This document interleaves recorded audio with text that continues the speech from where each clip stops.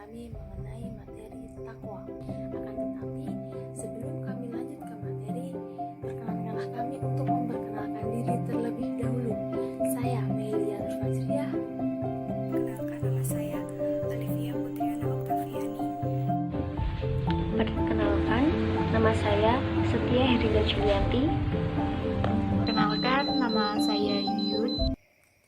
Submateri yang pertama yaitu pengertian takwa. Takwa sendiri berasal dari kata wako, yaki, dan wikayah yang berarti takut, menjaga, memelihara, dan melindungi. Maka takwa dapat diartikan sebagai sikap memelihara keimanan yang diwujudkan dalam pengalaman ajaran agama Islam. Takwa secara bahasa berarti penjagaan atau perlindungan yang membentengi manusia dari hal-hal yang menakutkan dan mengkhawatirkan.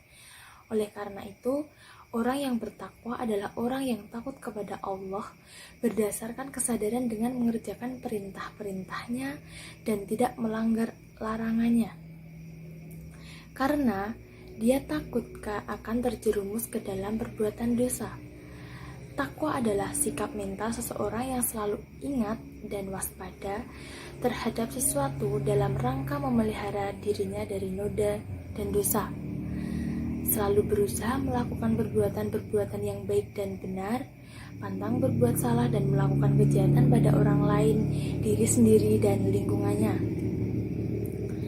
Umar bin Abdul Aziz rahimahullah juga menegaskan bahwa ketakwaan bukanlah menyibukkan diri dengan perkara yang sunnah namun melalaikan yang wajib. Beliau rahimahullah berkata, ketakwaan kepada Allah bukan sekedar dengan berpuasa di siang hari, sholat malam, dan menyatukan keduanya. Akan tetapi, hakikat ketakwaan kepada Allah adalah meninggalkan segala yang diharamkan oleh Allah dan melaksanakan segala yang diwajibkan oleh Allah Subhanahu wa Ta'ala. Barang siapa yang telah menunaikan hal itu dikaruni amal kebaikan, maka itu adalah kebaikan di atas kebaikan. Di sini saya akan menjelaskan mengenai 3 tingkatan takwa. Yang pertama yaitu menjaga diri dari kekafiran. Yaitu ini adalah tingkat ketakwaan pertama. Seseorang muslim menjaga diri dari kekafiran dan dosa-dosa yang dapat menggugurkan keislaman. Menjaga hati dan anggota tubuh dari melakukan perkara dosa dan haram. Tingkatan ini akan memberikan kehidupan kepada seorang hamba, sebagaimana yang terdapat pada Al-Quran, dan Allah mewajibkan kepada mereka kalimat takwa. Al-Fat ayat 26. Sebagian ulama mengatakan kalimat takwa di sini adalah kalimat syahadat yang menjadi kunci keislaman seseorang, sehingga ketakwaan yang paling rendah adalah menjaga syahadat dan keislaman seseorang dari kekafiran dan dosa-dosa lain yang menggugurkannya. Yang kedua adalah menjaga diri dari dosa-dosa, baik dosa yang kecil maupun dosa yang besar. Tingkatan ini akan memberikan kesehatan dan kekuatan kepada seseorang hamba. Menjaga diri dari dosa, sebagaimana terdapat dalam Al-Quran, jikalau sekiranya penduduk negeri-negeri beriman dan bertakwa, pastilah kami akan melimpahkan kepada mereka berkah dari langit dan bumi. Tetapi mereka mendustakan ayat-ayat kami itu, maka kami siksa mereka disebabkan perbuatannya. Al-A'raf ayat 96. Kita harus pandai menjaga dosa-dosa kita, agar kita tidak melakukan dosa kecil terlebih dosa besar. Kita beriman dari hati dan mengikuti semua yang telah diajarkan Nabi Muhammad SAW. Kita harus membenarkan dan mengikutinya, agar kita selalu meninggalkan berbagai hal yang dilarang dan diharamkan. Yang ketiga adalah membersihkan diri dari semua hal yang menyibukkan dan melalaikan hati dari Allah. Ini merupakan tingkatan tertinggi. Tingkatan ini akan mewujudkan kebahagiaan kepada seorang hamba. Jangan sampai kita sibuk mengurus masalah dunia saja sampai melupakan akhirat. Sebagaimana terdapat dalam Al-Quran, hai orang-orang yang beriman, bertakwalah kepada Allah sebenar-benar takwa kepadanya. Dan janganlah sekali-kali kamu mati melainkan dalam keadaan beragama Islam. Ali Imran ayat 102. Ini adalah takwa yang hakiki yang diperintahkan Allah dalam Al-Quran. Saya akan menjelaskan tentang ciri-ciri orang yang bertakwa. Menurut Al-Quran, yang poin A, dalam surah Al-Baqarah ayat 2-5, sebagai petunjuk untuk orang yang bertakwa, cirinya yang pertama, mempercayai atau beriman kepada hal yang gaib. Yang kedua, mendirikan sholat. Yang ketiga, berzakat. Yang keempat, mempercayai bahwa Allah Subhanahu wa Ta'ala telah menurunkan petunjuk-petunjuk kepada Nabi Muhammad SAW. Yang kelima, mempercayai akan adanya hari akhir. Yang poin B, dalam surah Al-Baqarah ayat 177 menjelaskan bahwa mereka itulah orang-orang yang benar dan orang-orang yang bertakwa dengan ciri-ciri: 1. Beriman kepada Allah Subhanahu wa Ta'ala, beriman kepada kitab-kitab Allah, malaikat-malaikat Allah, nabi-nabi Allah, dan juga adanya hari akhir atau hari kiamat. Yang kedua, memberikan hartanya kepada orang-orang yang dicintai, seperti anak yatim, kerabat, pengemis, musyafir. Yang ketiga yaitu membebaskan adanya perbudakan. Yang keempat, mendirikan sholat kepada Allah Subhanahu wa Ta'ala. Yang kelima, senantiasa menyisihkan hartanya untuk berzakat. Yang keenam, menepati janji apabila memiliki janji terhadap seseorang. Yang ketujuh, bersabar diri ketika menghadapi ujian-ujian yang Allah berikan.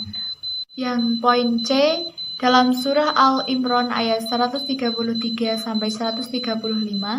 bersegeralah kamu memohon ampunan kepada Tuhanmu Allah Subhanahu wa Ta'ala, dan surga Allah itu seluas langit dan bumi. Dengan ciri-ciri orang yang bertakwa: 1. Senantiasa menafkahkan hartanya di saat sempit maupun lapang. Artinya, saat kaya tetap bersedekah, saat miskin pun berusaha untuk bersedekah, berapapun nominalnya tetap bersedekah. Yang kedua, menahan amarahnya. Artinya, orang-orang yang bertakwa itu selalu bersabar diri. Yang ketiga adalah orang-orang yang bertakwa ini selalu memaafkan orang-orang yang menzoliminya. Dan yang keempat, selalu mendoakan orang-orang yang menzoliminya agar diampuni oleh Allah Subhanahu wa Ta'ala. Yang kelima, tidak menyebarkan kezaliman tersebut. Kali ini saya akan menjelaskan tentang ruang lingkup takwa. Ruang lingkup takwa itu yang pertama, hubungan manusia dengan Allah Subhanahu wa Ta'ala. Seseorang yang bertakwa atau mutakin adalah seseorang yang menghambakan dirinya kepada Allah Subhanahu wa Ta'ala dan selalu menjaga hubungan dengannya setiap saat, sehingga kita dapat menghindari dari kejahatan dan kemungkaran serta membuatnya konsisten terhadap aturan-aturan Allah Subhanahu wa Ta'ala. Ketakwaan kepada Allah dapat dilakukan dengan cara beriman kepada Allah menurut cara-cara yang diajarkan Allah melalui wahyu yang sengaja diturunkan untuk menjadi petunjuk dan pedoman hidup manusia. Yang kedua, hubungan manusia dengan hati nurani dan dirinya sendiri. Manusia juga bisa menjaga hati nuraninya dengan baik seperti yang telah dicontohkan oleh Nabi SAW dengan sifat yang sabar, pemaaf, adil, ikhlas, berani, memegang amanah, mawas diri, dan lain sebagainya.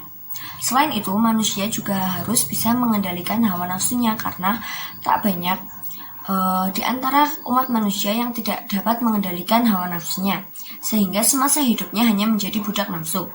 Umat manusia juga harus mencintai dirinya sendiri agar mampu mengendalikan hawa nafsu tersebut.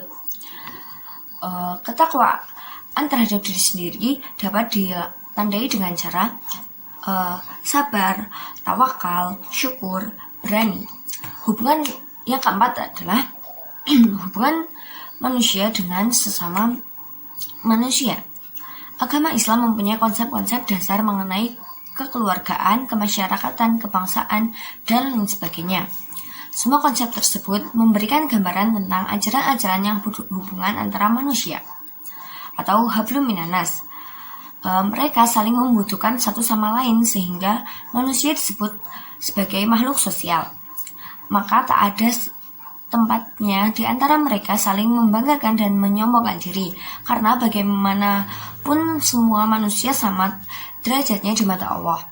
Yang membedakan adalah ketakwaannya. Yang terakhir adalah hubungan manusia dengan lingkungan hidup.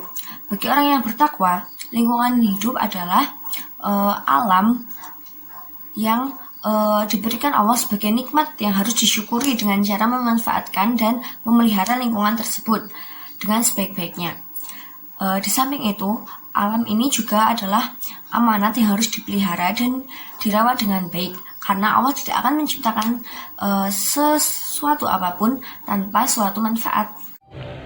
Cukup sekian presentasi dari kelompok kami, kurang lebihnya kami mohon maaf. Terima kasih. Wassalamualaikum warahmatullahi wabarakatuh.